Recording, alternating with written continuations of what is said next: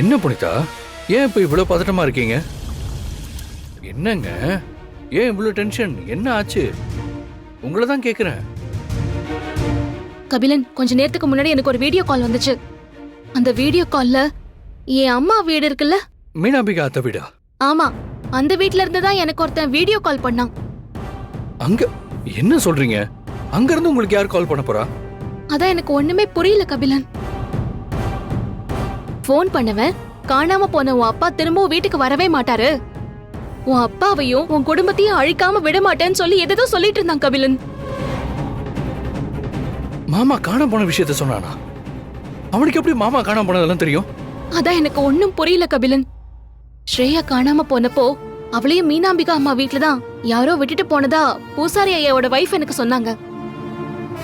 இப்போ மீனாம்பிகா அம்மா வீட்டுல இருந்துகிட்டு ஒருத்தன் போன் பண்ணி என்ன மிரட்டுறான். எனக்கு என்ன நடக்குதுன்னு ஒண்ணுமே புரியல கபிலன். புனிதா,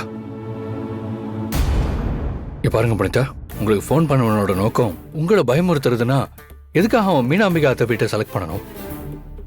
இதுல ஏதாவது உள்நோக்கம் இருக்குமா? இதுல உள்நோக்கம் என்ன கபிலன் இருக்க போது? இல்ல புனிதா, ஏதோ ஒண்ணு இருக்கு. அது என்னன்னு நம்ம யோசிக்க மாட்டேங்கிறோம். ஆமா, உங்க அம்மா வழியில உங்களுக்கு வேற யாராவது சொந்தக்காரங்க இருக்காங்களா? மீனாம்பிகா அம்மா வழியில